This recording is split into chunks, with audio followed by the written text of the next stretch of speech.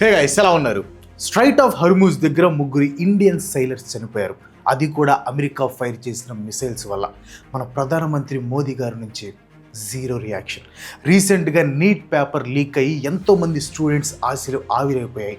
కొంతమంది స్టూడెంట్స్ నిరాశతో ప్రాణాలు కూడా తీసుకున్నారు. అప్పుడు కూడా మోదీ గారి నుంచి నో రెస్పాన్స్. అసలు ఎందుకని మోదీ గారు మాట్లాడట్లేదు? అమెరికా, ట్రంప్ అంటే మోదీ గారికి భయమా? ప్రజల చావుల కంటే సొంత విషయాల మీదనే మోదీ గారికి ఇంట్రెస్ట్ ఎక్కువ? ప్రజెంట్ సోషల్ మీడియాలో చాలా మంది అడుగుతున్న క్వశ్చన్స్ ఇవి. సో ఈ రోజు వీడియోలో ఈ క్వశ్చన్స్ అన్నిటికీ ఆన్సర్ తెలుసుకుందాం. 2026 జూన్ 10న ఒక commercial oil tanker Oman Coast నుంచి పాస్ అవుతుందన్నమాట.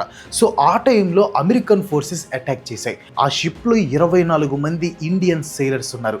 ఈ అటాక్ తర్వాత ఆ 24 మంది ఇండియన్ సెయిలర్స్లో శివన్ చౌరాషియా, చీఫ్ ఇంజనీర్ పాట్నాల సురేష్, ఆదిత్య శర్మ అనే ముగ్గురు మిస్ అయ్యారు. జూన్ 11న వీళ్ళ ముగ్గురు డెడ్ బాడీస్ దొరికాయి. ముగ్గురు ఇండియన్స్ అమెరికా చేసిన అటాక్స్లో చనిపోయారు. ఇక్కడ ట్విస్ట్ ఏంటంటే ఇది అమెరికా చేసిన ఓన్లీ అటాక్ కాదు, ఇండియన్స్ ట్రావెల్ చేస్తున్న మల్టిపుల్ షిప్స్ మీద యుఎస్ అటాక్స్ చేసింది. అండ్ ఇక్కడ ఇంపార్టెంట్ విషయం ఏంటంటే ఈ అటాక్స్కి గురైన షిప్స్ వార్ షిప్స్ కాదు, ఇవన్నీ commercial vessels and civilian ships. And వీటిల్లో ట్రావెల్ చేస్తున్న వాళ్ళు బ్రతకటం కోసం వేరే దేశాలు వెళ్ళి పనిచేస్తున్న నార్మల్ వర్కర్స్. అండ్ వీళ్ళలో చాలామంది ఇండియన్స్ ఉన్నారు. ఎప్పుడైతే యుఎస్ చేసిన అటాక్లో ముగ్గురు ఇండియన్స్ చనిపోయారో ఇరాన్ ఫారెన్ మినిస్ట్రీ దీని మీద రియాక్ట్ అయ్యి అమెరికాకి వార్నింగ్ ఇచ్చింది. ఎస్, రియాక్ట్ అయ్యింది Iran foreign ministry, Indian foreign ministry కాదు. ఆఫ్ కోర్స్ ఆ తర్వాత ఇండియన్ మినిస్ట్రీ కూడా రియాక్ట్ అయ్యింది. అమెరికాకి 2 సార్లు సమ్మన్లు పంపింది అండ్ ఈ అటాక్స్ని అన్యాక్సెప్టబుల్ అంటూ స్టేట్మెంట్ రిలీజ్ చేసింది. బట్ పిఎం మోదీ గారి నుంచి మాత్రం ఎటువంటి రియాక్షన్ లేదు. ముగ్గురు ఇండియన్స్ యుఎస్ చేసిన అటాక్స్లో చనిపోయారు. No tweets, no post, no reaction from Modi గారు, కంప్లీట్ సైలెన్స్. అదే ట్రంప్ తాత Modi is my good friend అంటే వెంటనే థ్యాంక్ యూ రియాక్షన్ వచ్చేస్తుంది. సరే, కాసేపు ఇండియా బయట చనిపోయిన ఇండియన్ సైలర్స్ గురించి పక్కన పెట్టి మన ఇండియా లోపల జరిగిన దారుణం గురించి మాట్లాడదాం. రీసెంట్గా నీట్ పేపర్ లీక్ అయింది. దాదాపు 20 లక్షల మంది రాసే ఈ నీట్ పేపర్ లీక్ అవటం ఇది ఫస్ట్ టైం కాదు. పేపర్ లీక్ అవడంతో నీట్ యూజీ 2026ని క్యాన్సిల్ చేశారు. 20 లక్షల మంది ఆశలు ఆవిరైపోయాయి. నీట్ కోసం కొంతమంది ఏళ్ల పాటు రోజుకి 14 నుంచి 16 గంటలు చదివి ప్రిపేర్ అవుతారు. అలాంటి వాళ్ళందరి కష్టం ఒక్కసారిగా వృధా అయిపోయింది. పేపర్ లీక్ అవడానికి, ఆ తర్వాత ఎగ్జామ్ క్యాన్సిల్ అవడానికి కారణం NTA, national testing agency. And ఇది ఒక గవర్నమెంట్ బాడీ. అండ్ ఈ గవర్నమెంట్ బాడీ నిర్లక్ష్యానికి అమాయకులైన స్టూడెంట్స్ బలయ్యారు. ఒకసారి పేర్లు చదువుతాను చూడండి.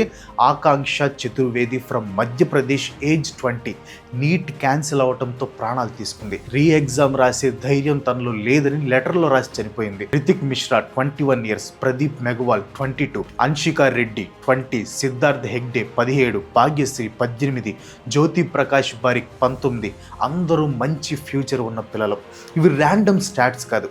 వీళ్ళంతా నీట్ క్యాన్సిల్ అయింది అనే బాధ, ఆవేదనతో ప్రాణాలు తీసుకున్నారు. ఇందాక చెప్పా కదా, నీట్ పేపర్ లీక్ అవటం ఇది మొదటిసారి కాదు. అండ్ స్టూడెంట్స్ ఇలా చనిపోవటం కూడా ఇది మొదటిసారి కాదు. 2021 నుంచి ఎప్పటి వరకు నీట్ ప్రెషర్ వల్ల 93 మంది చనిపోయారు. సో ఈ నీట్ క్రైసిస్ అనేది ఏదో అనుకోకుండా జరిగే మిస్టేక్ కాదు, ఇది systematic failure. National test agency which operates under ministry of education, ఈ ఎన్టీఏ కంప్లీట్ ఫెయిల్యూర్ వల్ల ఎంతమంది ప్రాణాలు కోల్పోతున్నారు. పేరెంట్స్ తమ పిల్లలకి చిత్తి పెట్టాల్సి వస్తుంది. ఫ్యామిలీస్ రోడ్లెక్కి ప్రొటెస్టులు చేస్తున్నాయి. కానీ మన ప్రధానమంత్రి మోదీ గారు మాత్రం ఈ విషయంలో నోరు తెరవట్లేదు. ఒక prestigious national level exam paper leak అయితే నో స్టేట్మెంట్, ఇంతమంది స్టూడెంట్స్ చనిపోతే నో కామెంట్స్, నేను ఉన్నాను అని అండగా ఉండాల్సిన వ్యక్తి నుంచి ఎటువంటి రెస్పాన్స్ లేదు. ఇప్పుడు కొంతమంది వచ్చి బెదరో పీఎంగా ఉండటం అంత ఈజీ కాదు, 24 గంటలు 25 గంటలకు సరిపడా పని చేయాల్సి ఉంటుంది అని అంటారు. సరే, మోదీ గారు బాగా బిజీగా ఉన్నారు అనుకుందాం. కానీ ఏ రోజైతే మన ఇండియన్ సెయిలర్స్ మిస్ అయ్యారు అని న్యూస్ వచ్చిందో అంటే జూన్ 10th. సో ఈ జూన్ 10న మోదీ గారు ఒక రికార్డ్ని సెట్ చేశారు. కంటిన్యూస్గా 4399 రోజుల పాటు ఇండియాకి ప్రధానమంత్రిగా ఉండి మోదీ గారు ఒక పర్సనల్ మైల్ స్టోన్ని రీచ్ అయ్యారు. దాంతో వరల్డ్ లీడర్స్ అంతా మోదీ గారిని కంగ్రాచులేట్ చేశారు అండ్ మోదీ గారు రెస్పాండ్ అయ్యారు. ఎస్, చాలా యాక్టివ్గా ఆయన ఈ మైల్ స్టోన్ని సెలబ్రేట్ చేసుకుంటూ తనకి విషెస్ చెప్పిన అందరికీ థ్యాంక్స్ చెప్పారు. పర్సనల్ మైల్ స్టోన్స్ని సెలబ్రేట్ చేసుకోవటంలో తప్పేం లేదు. అండ్ మోదీ గారు అచీవ్ చేసింది మామూలు ఫీట్ కాదు, ఇట్స్ అన్బిలీవబుల్. కానీ కంగ్రాచులేషన్స్కి థ్యాంక్స్ చెప్పిన మోదీ గారు మన సైలర్స్ మీద జరిగిన అటాక్ని ఖండించలేకపోయారు. తనకి విషెస్ చెప్పిన ప్రతి లీడర్కి థ్యాంక్స్ చెప్పిన మోదీ గారు మన సైలర్స్ మీద అటాక్ చేయించిన ట్రంప్ని ఒక్క మాట కూడా అనలేకపోయారు. జస్ట్ ఇమాజిన్, ఇదే అటాక్ పాకిస్తాన్ వాళ్ళు చేస్తుంటే రియాక్షన్ ఎలా ఉండేది? నేను ఇప్పుడు చెప్పబోయే విషయాలని మీరు చాలా కాన్సన్ట్రేషన్తో వినాలి, ఎందుకంటే ఇక్కడి నుంచి మనం అస్సలు ఇగ్నోర్ చేయలేని నిజాలు బయటపడతాయి. ఒకసారి సెప్టెంబర్ 2025కి వెళ్దాం. అప్పట్లో ఇండియా నుంచి వచ్చే ఇంపోర్ట్స్ మీద అమెరికా 50% మ్యాసివ్ టారిఫ్స్ని ఇంపోజ్ చేసింది. దీని మీద మన గవర్నమెంట్ కూడా ఇది అన్జస్టిఫైడ్ అని చెప్పింది. ఈ డెసిషన్ ఇండియన్ బిజినెస్ మెన్ని, ఇండియన్ ఎక్స్పోర్ట్స్ని, లక్షల మంది వర్కర్స్ని చాలా ఇబ్బంది పెట్టింది. యాక్చువల్గా ఒక స్ట్రాంగ్ ప్రైమ్ మినిస్టర్ అయితే తాను ముందుకొచ్చి ఇండియన్ ఎకనామిక్ ఇంట్రెస్ట్లని స్ట్రాంగ్గా డిఫెండ్ చేసి అమెరికాని ఎదిరించాల్సిన మూమెంట్ అది. కానీ పిఎం మోదీ గారు సైలెంట్గా ఉండిపోయారు. కానీ అదే టైంలో డొనాల్డ్ ట్రంప్ మోదీ గారిని ఏ గ్రేట్ ప్రైమ్ మినిస్టర్, నాకు మంచి ఫ్రెండ్ అని పొగిడాడు. ఆ టారిఫ్స్ అలాగే ఉన్నా సరే ట్రంప్ పొగిడిన వెంటనే మోదీ గారు తన సైలెన్స్ని విడిచిపెట్టారనమాట. డైరెక్ట్గా ఎక్స్లోకి వెళ్ళి ఒక పోస్ట్ పెట్టారు. ఏం పెట్టారు ఎగ్జాక్ట్గా చెప్తాను చూడండి. Deeply appreciate and fully reciprocate president Trump's sentiments and positive assessment of our ties. అంటే ప్రెసిడెంట్ ట్రంప్ సెంటిమెంట్స్ని అండ్ మన దేశాల మధ్య ఉన్న టైస్ పైన ట్రంప్ ఇచ్చిన పాజిటివ్ అసెస్మెంట్ని నేను డీప్గా అభినందిస్తున్నాను అండ్ పూర్తిగా గౌరవిస్తున్నాను అని పోస్ట్ పెట్టారు. ఇండియన్ ఎక్స్పోర్టర్స్ని క్రష్ చేస్తున్న 50% టారిఫ్స్ గురించి ఒక్కటంటే ఒక్క మాట కూడా మాట్లాడలేదు. కంట్రీ బెనిఫిట్స్ కంటే తనను పొగిడినందుకు గ్రాటిట్యూడ్ చూపించడానికి ఎక్కువ ఇంపార్టెన్స్ ఇచ్చారు. ఆ తర్వాత అక్టోబర్ 2025లో US ambassador designate Sergio Gor Modi గారిని కలిసి మీరు నా పర్సనల్ ఫ్రెండ్ అని ట్రంప్ పంపిన మెసేజ్ని డెలివరీ చేశాడు. దానికి కూడా మోదీ గారు సోషల్ మీడియాలో రిప్లై ఇచ్చారు. ఇంకా ట్రంప్ 75th బర్త్డే రోజు స్వయంగా కాల్ చేస్తే థ్యాంక్ యూ మై ఫ్రెండ్ అని పబ్లిక్గా ఎంతో వామ్గా ఎక్స్లో పోస్ట్ పెట్టారు. ఇప్పుడు దీనికి కరెక్ట్గా ఈ జూన్ 2026లో జరుగుతున్న దానికి లింక్ చేసి చూడండి. అమెరికా వెపన్స్ ఇంటర్నేషనల్ వాటర్స్లో 3 ఇండియన్ సెయిలర్స్ని చంపేశాయి. ఆ సెయిలర్స్ ఫ్యామిలీ మెంబర్స్ ఆ బాధను తట్టుకోలేకపోతున్నారు. దేశం మొత్తం వాల్కనలాగా రగిలిపోతుంది. మన foreign affairs ministry MEA US డిప్లొమాట్ని 2 సార్లు నిలదీస్తుంది. ఇంత జరుగుతుంటే మోదీ గారు ఏం మాట్లాడరు, నథింగ్, ఒక మాట కూడా మాట్లాడలేదు. సింగిల్ పబ్లిక్ స్టేట్మెంట్ కూడా లేదు, ట్వీట్ కూడా లేదు, కనీసం వాళ్ళ ఫ్యామిలీస్కి కండోలెన్స్ కూడా చెప్పలేదు. ఆమ్ ఆద్మీ పార్టీ ఫేస్బుక్లో ఈ విషయం పైన డైరెక్ట్గా నిలదీస్తుంది. పిఎం మోదీ గారు ట్రంప్కి థ్యాంక్స్ చెప్తున్నాడు, అసలు దేనికి థ్యాంక్ యూ చెప్పాలి, ఇండియన్స్ ఉన్న షిప్ల పైన అటాక్ చేసి మన వాళ్ళని చంపుతున్నందుక అని అడుగుతున్నా సరే పిఎం మోదీ గారి దగ్గర నుంచి ఎలాంటి ఆన్సర్ లేదు. పిఎం మోదీ గారు ఇలా సైలెంట్గా ఉండటం ఒక ట్రంప్ విషయంలోనే కాదు, దీని వెనక చాలా పెద్ద హిస్టరీ ఉంది. మార్చి 2026లో ఏం జరిగిందో గుర్తుందా? అమెరికా అండ్ ఇజ్రాయెల్ ఫోర్సెస్ కలిసి ఇరాన్ పైన అటాక్ చేసి అక్కడ సుప్రీం లీడర్ అయాతొల్లా ఖమేనీని చంపేశారు. ఇరాన్తో ఇండియాకి ఎన్నో సంవత్సరాల నుంచి historical, strategic and economic relations ఉన్నాయి. మన కంట్రీకి కావాల్సిన హ్యూజ్ ఆయిల్ ఇంపోర్ట్స్ ఇరాన్ నుంచే వస్తాయి. అంతేకాదు సెంట్రల్ ఏషియాతో మనం బిజినెస్ చేయడానికి most important Chabahar port agreement కూడా ఇరాన్తోనే ఉంది. అలాంటి ఇరాన్ పైన అటాక్ జరిగితే ఇండియా ఏం చేస్తుంది? ది క్యారవాన్ మ్యాగజైన్ రిపోర్ట్ ప్రకారం ఇండియా సైలెన్స్ అనేది క్యాలిక్యులేటెడ్ పేషెన్స్లా లేదు, మన కంట్రీ తన ఓన్ ప్రిన్సిపల్స్ నుంచి వెనక్కి తగ్గినట్లుగా ఉంది అని చెప్పింది. మోదీ గారి government just dialogue and diplomacy అంటూ పైన మాటలు చెప్పి కోర్ ఇష్యూస్ని కంప్లీట్గా ఇగ్నోర్ చేస్తుంది. ఇక్కడ గాల్వాన్ వ్యాలీ గురించి కూడా మనం మాట్లాడుకోవాలి. జూన్ 15, 2020 లడాఖ్లో చైనీస్ ట్రూప్తో జరిగిన హ్యాండ్ టు హ్యాండ్ కాంబాట్లో 20 మంది ఇండియన్ సోల్జర్స్ని బ్రూటల్గా చంపేశారు. ఆ 20 మంది మన కంట్రీ సేవియర్స్. ఆ టైంలో దేశం మొత్తం షాక్లో ఉంటే మోదీ గారు మాత్రం చాలా రోజులు సైలెంట్గానే ఉండిపోయారు. టైమ్స్ ఆఫ్ ఇండియా రిపోర్ట్ ప్రకారం కాంగ్రెస్తో పాటు అన్ని అపోజిషన్ పార్టీలు ప్రైమ్ మినిస్టర్తో పాటు డిఫెన్స్ మినిస్ట్రీ సైలెన్స్ని చాలా స్ట్రాంగ్గా క్వశ్చన్ చేశాయి. లాస్ట్కి 4 రోజుల తర్వాత మోదీ గారు మాట్లాడుతూ ఒక ఎక్స్ట్రాడినరీ విషయం చెప్పారు. మన టెరిటరీలోకి ఎవరూ రాలేదు, మన ల్యాండ్ని ఎవరు ఆక్యుపై చేయలేదు అని స్టేట్మెంట్ ఇచ్చారు. మన military veterans and retired lieutenant generals చాలా ఏళ్ల తర్వాత ఇప్పుడు బయటకు వచ్చి ప్రైమ్ మినిస్టర్ గారు ఇచ్చిన ఆ స్టేట్మెంట్ చైనాకి ఒక క్లీన్ చీట్ లాగా ఉపయోగపడిందని ఉంటుందని, దాంతో చైనా తమ కంట్రీ ఆర్మీ అక్కడ ఆక్యుపై చేయలేదని చెప్పుకోవడానికి, మన లడాక్ టెరిటరీ పైన మన రైట్స్ ని వాళ్ళు కొట్టేయడానికి వాళ్ళకి ఛాన్స్ దొరికింది అని చెప్తున్నారు. చివరికి 2023లో గాల్వాన్ యానివర్సరీ రోజు కూడా ఇదే సీన్ రిపీట్ అయింది. ఇండియా టుడే రిపోర్ట్ ప్రకారం ఆ రోజు మోదీ గారు ఒడిస్సాలోని రాజా ఫెస్టివల్ గురించి, కొన్ని ఇన్ఫ్రాస్ట్రక్చర్ ప్రాజెక్టుల గురించి ఒక సెంట్రల్ మినిస్టర్కి బర్త్డే విషెస్ చెప్తూ ట్వీట్లు పెట్టారు. కానీ దేశం కోసం తమ లైఫ్స్ని సాక్రిఫైస్ చేసిన ఆ 20 మంది సోల్జర్స్ గురించి ఒక వర్డ్ కూడా మాట్లాడలేదు. వాళ్ళకి ఎటువంటి ట్రిబ్యూట్ ఇవ్వలేదు, కనీసం గుర్తు చేసుకోలేదు. సో మన దగ్గర మల్టిపుల్ ఇయర్స్ నుంచి ఒక డాక్యుమెంటెడ్ క్లియర్ ప్యాటర్న్ ఉంది.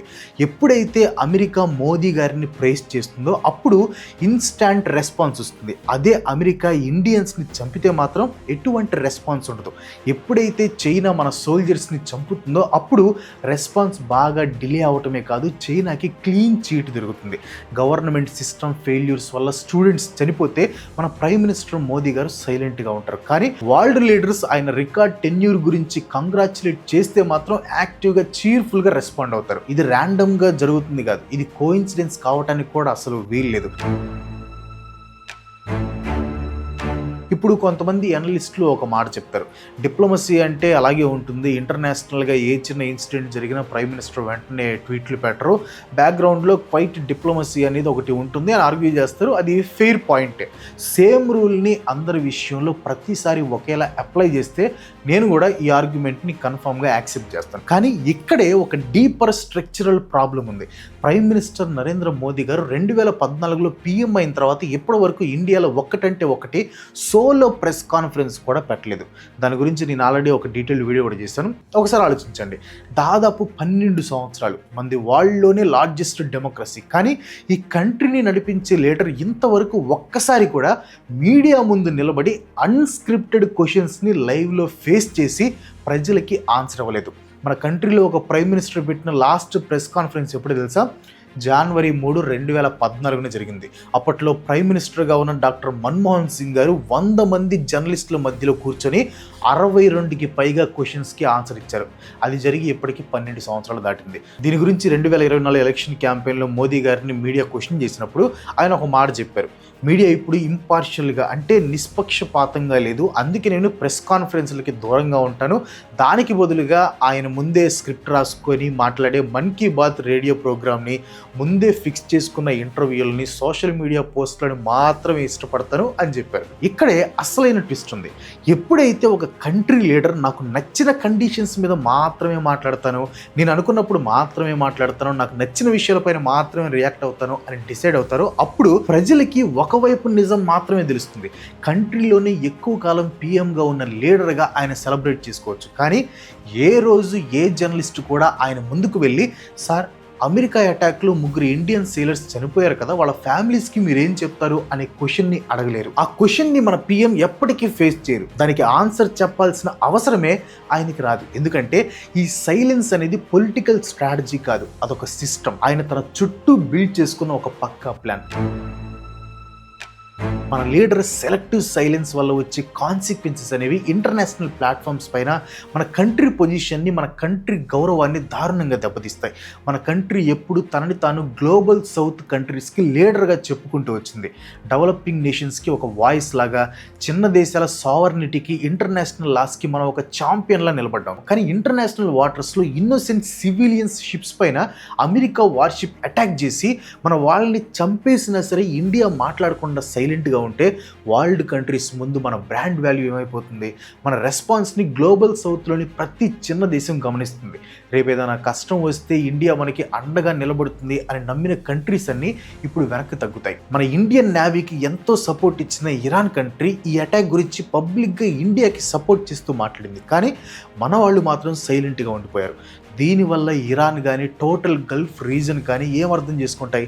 ఇండియా తన స్ట్రాటజిక్ అటానమీ గురించి ఎన్ని గొప్పలు చెప్పుకున్నా తన ఫ్రెండ్ అమెరికా వచ్చి వాళ్ళ సిటిజన్స్ని చంపుతున్నా సరే మోదీ గవర్నమెంట్ నోరు విప్పదు అని వాళ్ళు ఫిక్స్ అయిపోతారు. ది క్యారవాన్ మ్యాగజైన్ దీని గురించి ప్రిసైజ్గా చెప్పింది. మోదీ గవర్నమెంట్ ఈ సైలెన్స్ని అస్సలు ఖర్చు అవని ఒక ఫ్రీ ఆప్షన్ లాగా చూసుకుంటుంది. కానీ నిజానికి ఈ సైలెన్స్కి ఫ్యూచర్లో మన కంట్రీ కోలుకోలేని ఒక హ్యూజ్ ప్రైజ్ని చెల్లించాల్సి వస్తుంది. గ్లోబల్ అఫైర్స్లో ఇండియా మాటకి ఉన్న వాల్యూ క్రెడిబిలిటీ ప్రతిసారి పడిపోతున్నాయి. ఒక పెద్ద ఇన్సిడెంట్ జరిగినప్పుడు పీఎం పర్సనల్ ఇమేజ్కి ఉపయోగపడేలా ఎవరైనా ఆయన్ని ప్రేస్ చేస్తే తప్ప ఆయన దగ్గర నుంచి ఎటువంటి స్టేట్మెంట్లు రావడం లేదు. ఈ వీడియో చూస్తున్న ప్రతి ఒక్కరిని, మెయిన్గా మీరు ఒకవేళ మోదీ గారికి వీరాభిమాని అయితే మిమ్మల్ని ఎంతో రెస్పెక్ట్తో నేను అడుగుతున్న ఒకే ఒక క్వశ్చన్ ఇది: మన ప్రైమ్ మినిస్టర్ మన కంట్రీకి సేవ చేస్తున్నారా, లేకపోతే జస్ట్ తన పర్సనల్ ఇమేజ్ని మేనేజ్ చేస్తున్నారా? ఈ స్ట్రాటజిక్ సైలెన్స్ అనేది నిజంగా ఇండియా బెనిఫిట్స్ని కాపాడుతుందా, లేకపోతే కేర్ఫుల్గా బిల్డ్ చేసుకున్న మన పిఎం గారి సొంత బ్రాండ్ని కాపాడుతుందా? ఎందుకంటే వీటి మధ్య చాలా పెద్ద డిఫరెన్స్ ఉంది. ఇది మన కంట్రీ ఫ్యూచర్కి సంబంధించిన సమస్య. అక్కడ 3 సేలర్స్ చనిపోయారు, ఇక్కడ 14 మంది స్టూడెంట్స్ సూసైడ్ చేసుకున్నారు. ఇరాన్ మన షిప్స్ గురించి మాట్లాడుతుంది, అమెరికా అటాక్స్లో మన వాళ్ళు చనిపోతున్నారు. కానీ మన కంట్రీ హిస్టరీలోనే లాంగ్ టర్మ్ పిఎంగా ఉండి రికార్డ్ లెవెల్లో 4399 రోజులు ఆ చైర్లో కూర్చున్న మన లీడర్ ఇటలీ పిఎంకి థ్యాంక్స్ చెప్పడానికి టైం స్పెండ్ చేశారు. కానీ చనిపోయిన మన కంట్రీ సిటిజన్ ఫ్యామిలీస్కి కనీసం 2 కంఫర్ట్ వర్డ్స్ చెప్పలేకపోయారు. సేవ్ చేయాల్సిన సిస్టమ్ ఇలా తప్పించుకుంటే ఎలా? ఇది స్ట్రాటజిక్ పేషెన్స్ కాదు, ఇది ఆయన తీసుకున్న చాయిస్. 140 కోట్ల పాపులేషన్ ఉన్న ఒక పెద్ద డెమోక్రటిక్ కంట్రీలో మోస్ట్ పవర్ఫుల్ పొజిషన్లో ఉన్న పర్సన్ తీసుకునే ఇలాంటి డెసిషన్ వల్ల డేంజరస్ రిజల్ట్స్ ఉంటాయి. ఒకవేళ ఈ వీడియో మిమ్మల్ని కనీసం కొంచెమైనా ఆలోచించేలా చేసుంటే ఈ వీడియోని మీ ఫ్రెండ్స్లో ఒక్కరికైనా షేర్ చేయండి. వాళ్ళతో గొడవ పడటానికి కాదు, వాళ్ళని కూడా ఒకసారి ఆలోచించేలా చేయడానికి మాత్రమే. That's all for today. ఈ వీడియో మీకు నచ్చింది కన్నా కామెంట్లో పోస్ట్ చేయండి. వీడియో నచ్చితే లైక్ కొట్టి మీ ఫ్రెండ్స్ మీకు షేర్ చేయండి. ఇలాంటి వీడియోస్ మేనేజ్ చేయడానికి సపోర్ట్ చేయాలనుకుంటే వెంటనే మన ఛానల్ సబ్స్క్రైబ్ చేసుకొని ఇంకో మంచి ఎపిసోడ్తో మళ్ళీ కలుసుకుందాం. అందరికి సెలవు. Bye bye.